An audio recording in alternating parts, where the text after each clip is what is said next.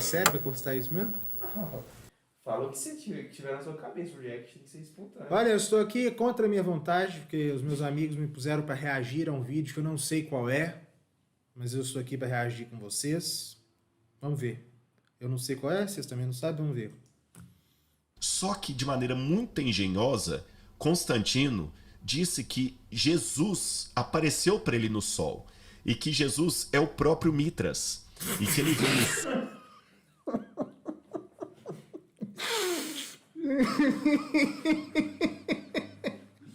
Continua.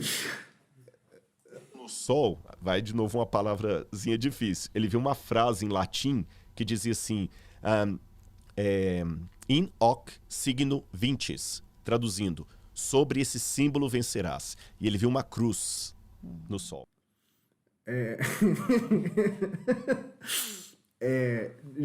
Constantino não viu Jesus no sol, nunca alegou isso.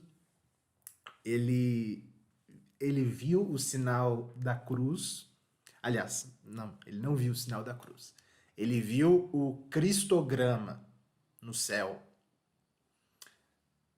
O cristograma que são aquelas são as duas primeiras letras de Cristo em grego, o Ki Rho. E uma voz disse para ele em hoc signos vinces. E à noite ele teve uma visão de Cristo que apareceu para ele, ele entregou a cruz. Agora, essa história com Mitra, que ele chama de Mitras, eu não sei de onde ele tirou isso realmente, não existe nenhum tipo de relação de Constantino com Mitra. Na verdade, o culto que Constantino praticava antes era o culto ao deus Sol, que não tem nada a ver com Mitra. Então eu não sei de onde esse homem tirou isso, enfim. Continua. Então ali ele fez uma simbiose, uma mistura, um sincretismo entre cristianismo e mitraísmo.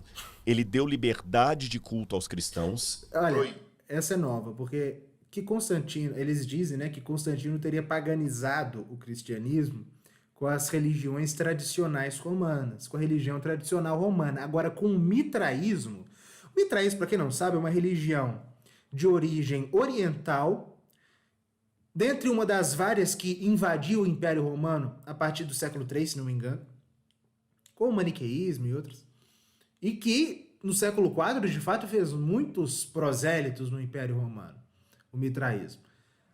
Agora, não há nenhum tipo de relação de Constantino com a religião de Mitra, nenhuma. Ele antes praticava o culto romano tradicional. Ele adorava o Sol Invictus, Deus Sol, mas nada a ver com Mitra, né? Então essa é uma acusação nova, né? Não é nova a ideia de que Constantino teria contaminado o cristianismo com o paganismo, mas que ele fez uma mistura. Vamos ver se ele explica o que é o mitraísmo. Vamos ver o que ele acha que é o mitraísmo. Às vezes ele explica, né? Vai, coloca aí. Ele deu liberdade de culto aos cristãos, Certo. Proibiu as perseguições aos cristãos, elevou o cristianismo à religião estatal. É mesmo, É mesmo ignorante. Só da pessoa afirmar isso, já demonstra que ela não tem a menor ideia do que está falando. Constantino nunca tornou o cristianismo religião estatal. Até porque ele não tinha nem condições de fazê-lo, porque quando ele começou o seu processo de conversão, os cristãos, os católicos, né, que ao contrário do que esse senhor dirá, os cristãos eram católicos, não era nem 10% da população romana. Constantino deu liberdade de culto em 313. Quem tornou o cristianismo religião estatal, religião oficial, foi o imperador Teodósio em 380. Quase 70 anos depois de Constantino dar a liberdade de culto e mais de 40 anos após a morte de Constantino. 43 anos após a morte de Constantino, para ser mais exato. Mas tem mais alguma coisa? Acho que tem. Pegou várias basílicas. O que eram basílicas? Templos pagãos de Roma. Falso. Basílicas eram locais de reunião, eram locais de assembleia, locais de grandes encontros públicos, não eram templos. E transformou essas basílicas em basílicas cristãs. Constantino, de fato, construiu basílicas, ou melhor dizendo, igrejas, no formato das antigas basílicas. Que eram, né? Que é aquele estilo arquitetônico que vai prevalecer na construção das igrejas, nas grandes igrejas, por todos os séculos. Basílica não era um local de culto, era um local de reunião. As grandes igrejas que puderam começar a ser construídas a partir da liberdade dada por Constantino assumiram aquela estrutura arquitetônica que era apropriada para receber muitas pessoas, enfim. Mas não, as basílicas não eram local de culto pagão. Quem já foi para a Itália já deve ter visto muito dessas basílicas, elas têm um panteão.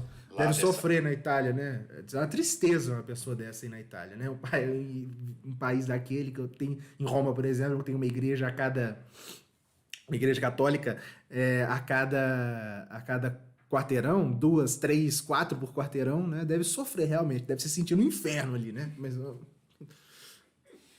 é na antessala do inferno. Panteão lá dessa época, que você vê que é uma coisa estrondosa. Nos nichos que estavam os deuses pagãos, ele tirou e colocou imagens de santos. Desculpa, tô rindo de verdade. Ele falou do panteão, né? O que é o panteão? O panteão existe. E o panteão não é uma basílica. Basílicas são construções em formato retangular, certo? Enquanto o panteão, que era o templo de todos os deuses, tem formato circular, ele é redondo. E está de pé lá em Roma até hoje. E de fato é uma igreja. De fato era um templo pagão, mas foi convertido em igreja. Por Constantino? Não, meu caro. Isso foi feito no ano 609, se não me engano. Constantino morreu em 337. Quando, no tempo de Teodósio, que tornou o cristianismo religião oficial do Império Romano, os templos foram fechados, o panteão, que era o templo de todos os deuses, foi fechado também. E ele ia ser demolido no começo do século VII, no tempo do imperador bizantino Focas. E o Papa Bonifácio IV, São Bonifácio IV, ele pediu autorização do imperador para que o templo não fosse destruído, mas que sim, ele fosse cristianizado. Tanto é que o Papa fez uma grande cerimônia de exorcismo nas portas e depois dentro do panteão. Os relatos da época atestam o grande furor dos demônios que eram cultuados ali dentro, enquanto o Papa fazia o exorcismo, a multidão em frente ali à praça do Panteão, ninguém conseguiu ficar de pé, a não ser o Papa, enquanto fazia a oração. Todos os ídolos foram removidos, relíquias de mártires foram trazidas aos montes para o Panteão, inclusive, né, houve um significado especial nisso, porque foi justamente para não adorar aqueles falsos deuses que eram cultuados no Panteão, que aqueles mártires morreram, então foram levadas as relíquias dos mártires para serem veneradas ali. E é claro, o que antes era um templo se tornou, de fato, uma igreja. Mas não por Constantino, mas por alguém 300 anos depois de Constantino. Enfim, esse senhor não tem a menor ideia do que está falando. Se ele é arqueólogo e não sabe o que é o panteão e o que é uma basílica, né, dá para se imaginar que tipo de pastor ele não deve ser.